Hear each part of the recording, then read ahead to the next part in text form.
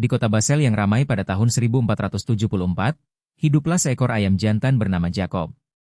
Ia adalah raja di kandangnya, gagah dan bangga dengan bulu-bulu hijaunya yang berkilauan.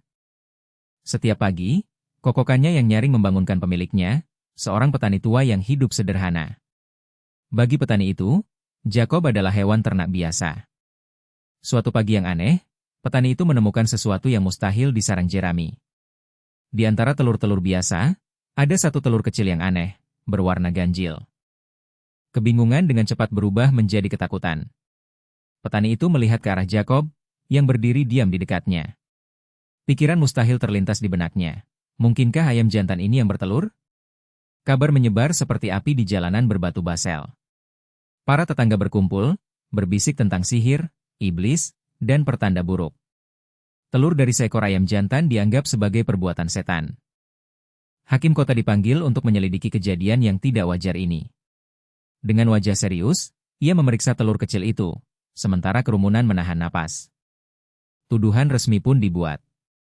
Jacob, sang ayam jantan, dituduh melakukan kejahatan tidak wajar dan bertentangan dengan alam karena telah bertelur. Tanpa perlawanan, Jacob ditangkap oleh penjaga kota.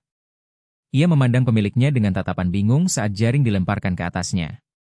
Jacob dibawa melewati jalanan kota yang mengejek.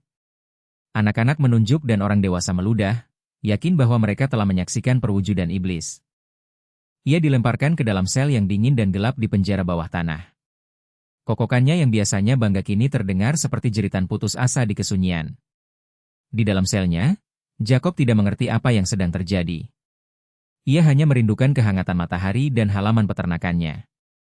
Sementara itu, di seluruh Basel, cerita tentang ayam jantan iblis menjadi topik utama. Para pendeta berkhotbah tentang akhir zaman. Telur itu, bukti kejahatan Jacob, disimpan dengan hati-hati. Benda itu dipercaya sebagai telur cockatrice, makhluk mitos yang bisa membunuh dengan tatapannya. Hari persidangan pun tiba. Balai kota dipenuhi oleh warga yang penasaran, semua ingin melihat hewan yang berani menentang hukum alam dan Tuhan. Para hakim, dengan jubah dan wajah serius mereka, mengambil tempat duduk di mimbar yang ditinggikan. Keadilan, dalam bentuknya yang paling aneh, akan segera ditegakkan. Jacob dibawa ke ruang sidang di dalam sangkar kayu kecil. Suara kokokannya yang bingung bergema di ruangan yang sunyi senyap. Sangkar diletakkan di tengah ruangan, di hadapan para hakim. Untuk pertama kalinya dalam sejarah, seekor ayam jantan menjadi terdakwa dalam pengadilan manusia. Seorang jaksa penuntut yang berwajah masam berdiri. Dengan suara yang menggelegar, ia memaparkan kejahatan Jacob kepada dewan juri dan penonton. Ia menyatakan bahwa tindakan Jacob adalah hasil dari perjanjian dengan iblis, sebuah tindakan yang mengancam tatanan suci dunia. Pemilik Jacob dipanggil sebagai saksi pertama. Dengan gemetar, ia menceritakan penemuannya di pagi yang menentukan itu. Kemudian, telur itu sendiri dihadirkan sebagai bukti utama. Telur itu diletakkan di atas bantal beludru agar semua orang bisa melihatnya. Saksi-saksi lain dihadirkan, masing-masing dengan cerita yang lebih fantastis dari sebelumnya. Mereka mengklaim Jacob berkokok pada jam-jam yang aneh dan matanya bersinar merah dalam gelap. Sang jaksa menyimpulkan bahwa telur ini, jika dibiarkan menetas oleh seekor ular atau katak, akan melahirkan cockatrice yang mematikan. Kerumunan bergumam ketakutan. Logika tidak memiliki tempat di sini, hanya ketakutan dan tahayul yang berkuasa. Yang mengejutkan, pengadilan menunjuk seorang pengacara muda untuk membela Jacob. Sebuah tugas yang mustahil. Pengacara itu, dengan berani, mendekati kandang Jacob. Ia menatap terdakwanya, seekor hewan yang bingung, bukan monster. Ia berargumen di hadapan pengadilan bahwa seekor hewan tidak memiliki akal atau jiwa untuk membuat perjanjian dengan iblis. Seekor hewan tidak dapat berbuat dosa. Ia menyatakan bahwa tidak ada hukum, baik dari Tuhan maupun manusia, yang secara eksplisit melarang seekor ayam jantan untuk bertelur. Jaksa penuntut menertawakan argumen itu. Ia menyebutnya sebagai pembelaan dari seorang simpatisan setan. Para hakim tampak tidak terkesan. Wajah mereka yang keras menunjukkan bahwa pikiran mereka sudah bulat. Debat sengit berlanjut selama berjam-jam. Logika melawan tahayul, akal sehat melawan ketakutan massal. Pengacara pembela mencoba menjelaskan kemungkinan biologis yang aneh, tetapi penjelasannya ditolak sebagai omong kosong. Di dalam kandangnya, Jacob hanya bisa memiringkan kepalanya, tidak menyadari nasibnya sedang diperdebatkan.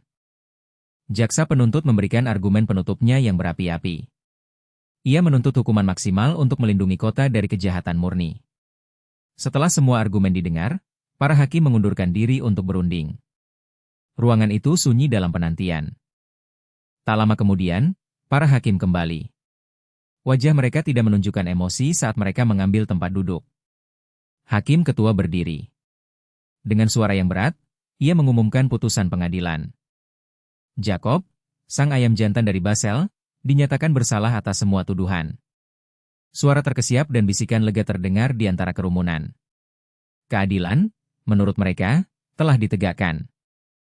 Terdakwa hanya berkokok pelan, tidak menyadari beratnya kata-kata yang baru saja diucapkan. Hukumannya adalah kematian. Jacob dan telurnya yang terkutuk akan dibakar di tiang pancang sebagai penyihir. Pengacara pembela menundukkan kepalanya dalam kekalahan. Ia telah gagal menyelamatkan nyawa yang tidak bersalah dari cengkeraman ketidaktahuan. Jacob dibawa kembali ke selnya untuk malam terakhirnya. Para penjaga, yang kini takut padanya, mendorong kandangnya dengan tongkat panjang. Di alun-alun kota, sebuah tumpukan kayu bakar besar sedang dibangun. Persiapan untuk eksekusi keesokan harinya sedang berjalan. Malam itu, Basel tidur dengan gelisah, percaya bahwa mereka telah selamat dari ancaman besar. Saat fajar menyingsing, alun-alun sudah penuh sesak. Jacob dibawa untuk terakhir kalinya ke hadapan publik. Ia diikat ke tiang di atas tumpukan kayu, bersama dengan telur kecil yang menjadi penyebab semua ini. Seorang pendeta membacakan doa terakhir, mengusir roh jahat dari tubuh hewan yang malang itu.